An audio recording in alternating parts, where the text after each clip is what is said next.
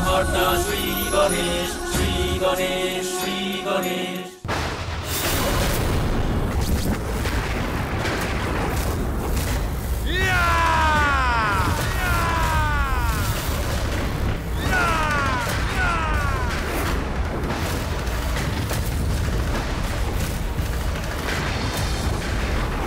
প্রণাম প্রভু, আমাকে ক্ষমা করুন।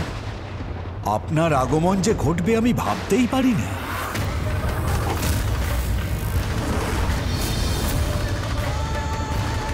আমি আপনাকে জাগ্রত করার অনেক প্রচেষ্টার পরেও আমার আগমন তুমি বুঝতে পারোনি, অথচ সম্পূর্ণ ব্রহ্মাণ্ড তা জেনেছিল। শুধু পৃথিবীতে নয়, সৌরমণ্ডলের প্রতিটি স্থানে এই শব্দ পৌঁছেছিল, কিন্তু সেই শব্দ আপনার কানে প্রবেশ করেনি। এমনকি বৈকুণ্ঠে অবস্থিত শ্রীহরি নারায়ণ আর দেবী লক্ষ্মীও এই শব্দ শুনতে পেয়েছিলেন, কিন্তু আপনি পাননি।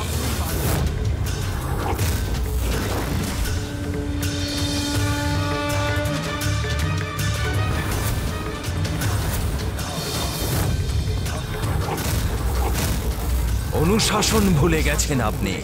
দেবতারাও আমার এখানে আসার ইঙ্গিত পেয়েছেন, ওনারাও প্রণাম জানিয়ে আমায় স্বাগত করেছেন, কিন্তু আপনি ডুবেছিলেন নিজের মধ্যে। মনে হচ্ছে দেবতাদের মধ্যে এখনো ব্যবহারিক অনুশাসন রয়েছে, কিন্তু আপনার মধ্যে নেই। তাই আপনাকে এর দণ্ড অবশ্যই পেতে হবে। তাই আপনাকে এর দণ্ড অবশ্যই পেতে হবে। আপনাকে এর দণ্ড অবশ্যই পেতে হবে।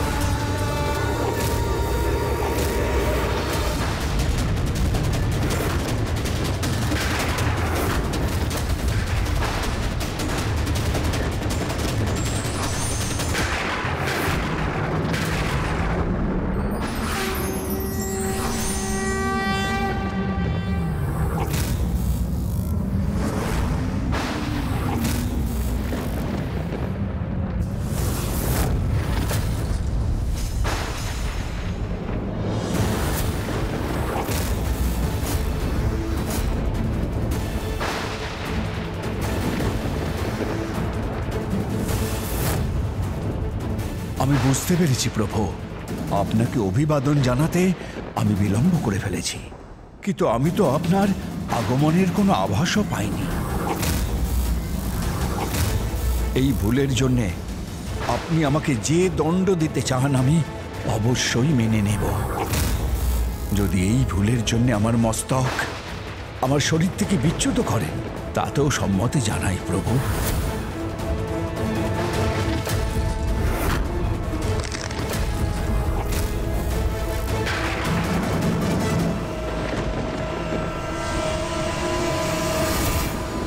দেখুন দেবী পার্বতী, প্রভু মহাদেবের ক্রোধাংশ আর স্বামীর শীতলাংশ কেমন একে অপরের সম্মুখে।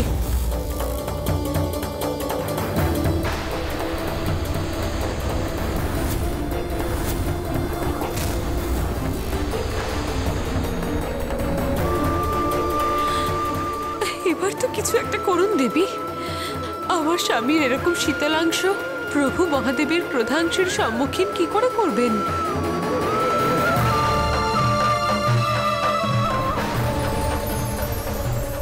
ভুল জারি হোক না কেন, সেটা কখনোই উচিত কার্য নয়।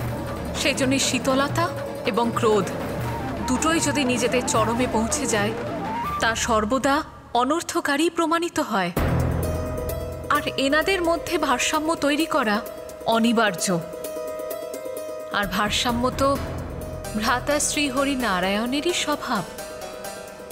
আর ভ্রাতা নারায়ণই প্রভু মহাদেবের ক্রোধ শান্ত করতে পারেন। প্রভু মহাদেবের ক্রোধ শান্ত করতে পারেন। প্রভু মহাদেবের ক্রোধ শান্ত করতে পারেন। আমি তো আপনার আগমনের কোনো আভাস যদি আমার অপরাধ হেতু যদি আমি আমার শরীর থেকে মস্তক বিচ্যুত তাতেও আমার সম্মতি আছে। আমি অবাক হচ্ছি ব্রহ্মদেব, একে আপনি এত বড় একটা ভুল করেছেন আর তারপরেও আমার সম্মুখে শান্ত থাকার চেষ্টা করছেন। আপনার এই আচরণ থেকে স্পষ্ট যে সংসার থেকে অনুশাসন সম্পূর্ণভাবে বিলুপ্ত হয়েছে, যার শুরু হয়েছে আপনাকে দিয়ে। তাই নিয়ম আর অনুশাসন পালনে এক বড় উদাহরণ স্থাপনের জন্য আমি আপনাকে অভিশাপ দিচ্ছি।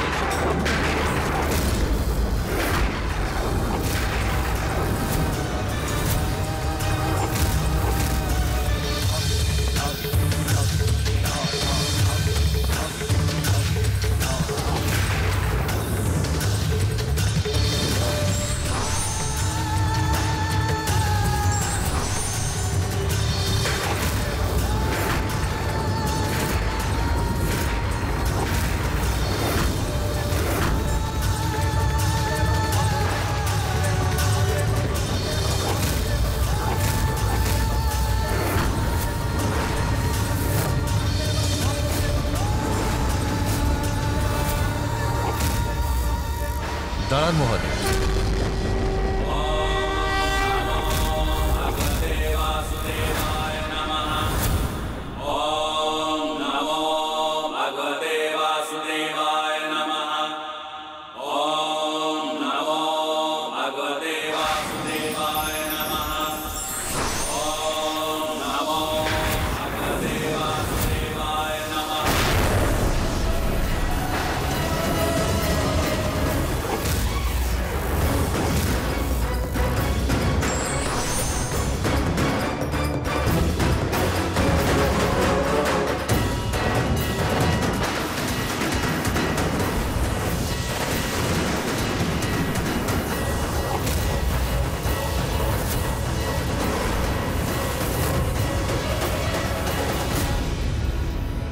দেখুন দেবী সরস্বতী, তার মানে ভ্রাতা শ্রীহরি নারায়ণ এই ভারসাম্যের অংশেরই কথা বলছিলেন। দেখুন দেবী, কিভাবে এই অংশের উৎপত্তি হওয়া মাত্রই মহাদেবের ক্রোধাংশ থেকে ব্রহ্মদেবের শীতলতা কেমন রক্ষা পেলেন।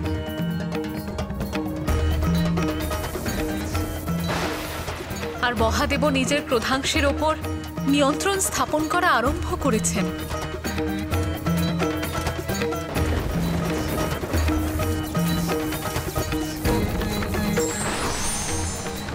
এই স্থিতিতে হস্তক্ষেপ করার জন্য আমি ক্ষমা প্রার্থী মহাদেব,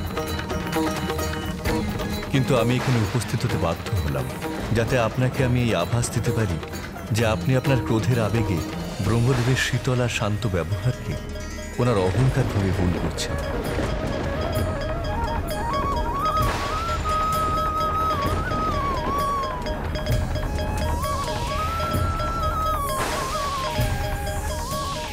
ক্ষমা করুন ব্রহ্মদেব, কিন্তু আমিও আপনার ধ্যানের প্রতি ইঙ্গিত করে বলতে চাই যে আপনার শান্ত আর শীতল স্বভাব এমনভাবে পরিলক্ষিত হয় যে সম্পূর্ণ ঘটনাক্রমে আপনার উপর কোনো প্রভাবই পড়ছে না। মহাদেবের আপনার জন্য প্রতীক্ষা করতে বিবশ হওয়া আর ওনার ক্রোধ দুটোকেই উপেক্ষা করলেন আপনি।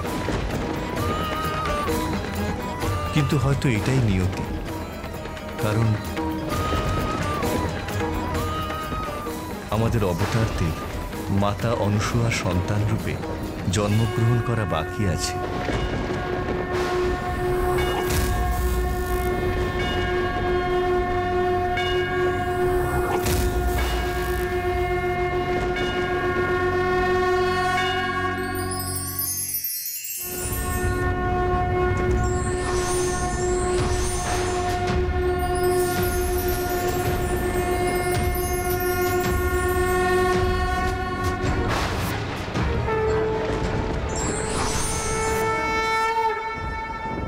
আমাদের অংশের তো উৎপত্তি হবারই ছিল, এখন মাতা অনুসূয়ার দ্বারা সেটা প্রাপ্তির সময় আগত, যাতে আমরা অবতার হতে পারি।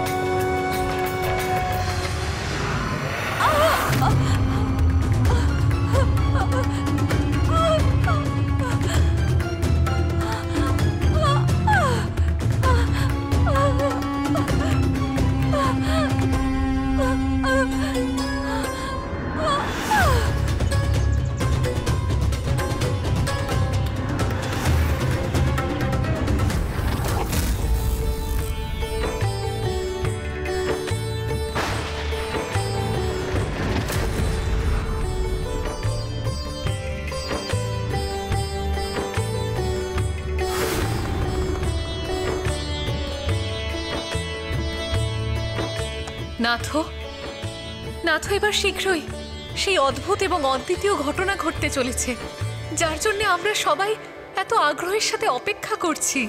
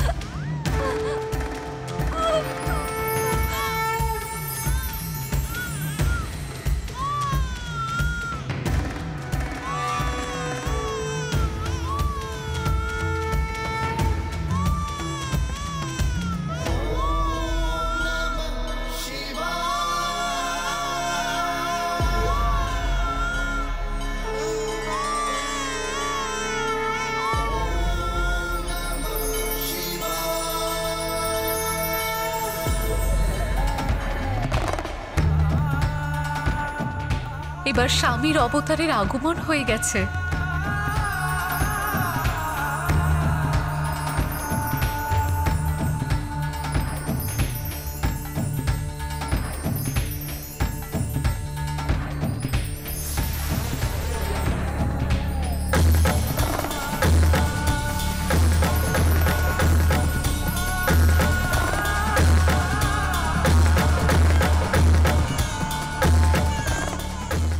আর একটা শিশু।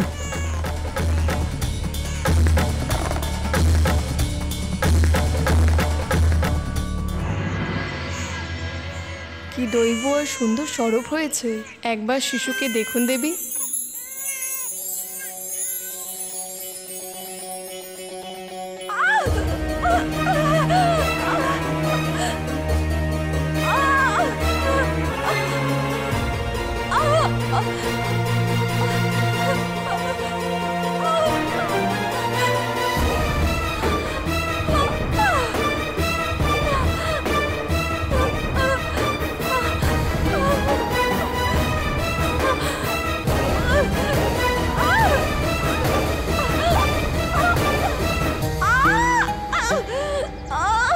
এটা কি হচ্ছে? এনার তৃতীয় সন্তানের জন্মে এত বিলম্ব হচ্ছে কেন? স্বামী, আপনার অবতারের জন্মে এত বাধা সৃষ্টি কেন হচ্ছে?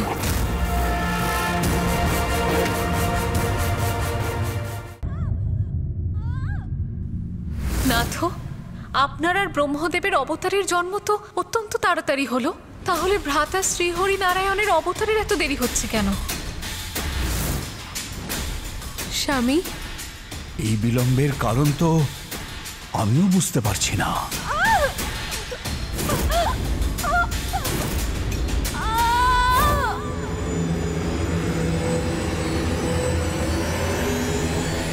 সংসারে অকারণে কিছু হয় না, অবশ্যই এই বিলম্বেরও কোনো কারণ আছে দেবী।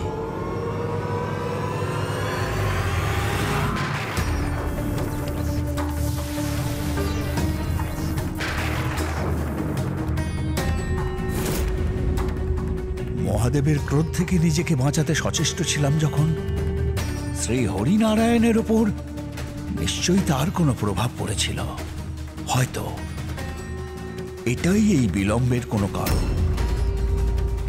আমার ক্রোধাগ্নির কারণে প্রভু শ্রী হরিনারায়ণের বাকি অংশটুকু অপূর্ণ রয়ে গেছে।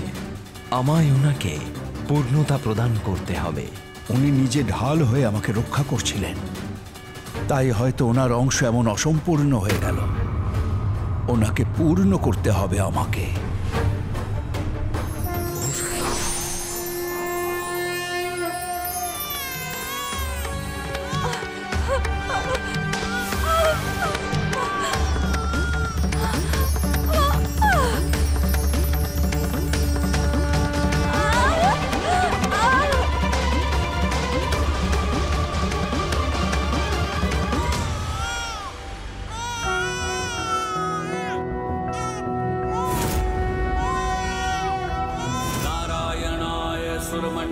मंडनाय नारायणाय सकल स्थिति कारणाय नारायणाय भवभीतिनिवारणाय नारायणाय प्रभवाय नमो नमस्ते।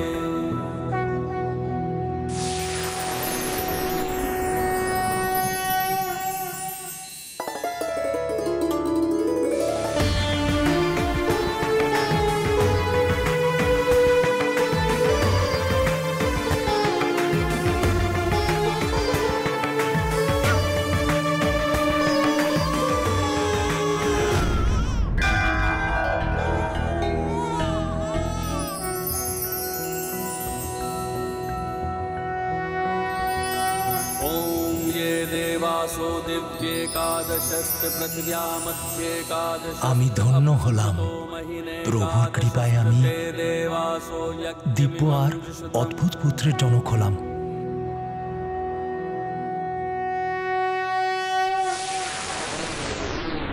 যারা শ্রেষ্ঠতম, যাদের সমস্ত ব্রহ্মাণ্ডের সর্বোচ্চ স্থান, ওই তিন প্রভু অর্থাৎ ত্রিদেব মাতা অনুসূয়ার গর্ভে নিজেদের অবতার রূপে জন্মগ্রহণ করেন। কিন্তু ঈশ্বরের প্রত্যেক অবতারের তো কোনো না কোনো বিশেষ উদ্দেশ্য থাকে লঙ্কেশ। তাহলে এখানে ত্রিদেবের জন্মের কি কারণ? অনুশাসনহীনতা। সামান্যভাবে মানুষ অনুশাসনহীনতাকে এত গুরুত্ব দেয় না। তাদের অনুসারে তো সেটা এক ছোট্ট বিকার মাত্র। তাহলে লঙ্কেশ, অনুশাসনহীনতার জন্য সৃষ্টিতে এত বড় সমস্যা তাহলে কি করে উৎপন্ন হলো, যা শোধরানোর জন্যে এবং পুনরায় অনুশাসন স্থাপন করার জন্যে স্বয়ং মহাদেবকে অবতার নিতে হয়? গৌরীপুত্র, অনুশাসনহীনতা তো সব খারাপের মূল কারণ, যা অনেক রূপে প্রকট হতে পারে। যার মধ্যে এক হচ্ছে সময়কে নিয়ে অনুশাসিত না হওয়া, যার কারণে মনুষ্য প্রকৃতির বিপরীত আচরণ করে।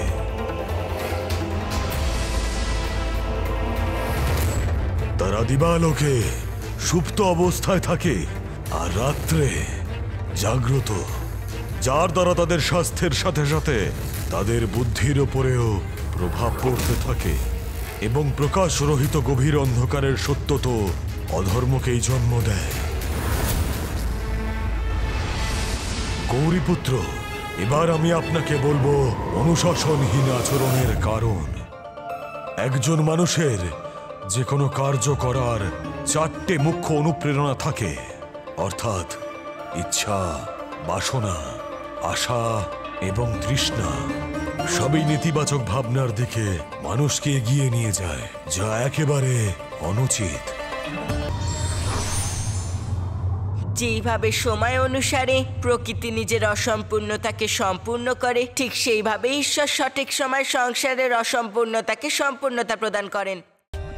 For more updates, subscribe to our channel, click the show links and enjoy watching the videos.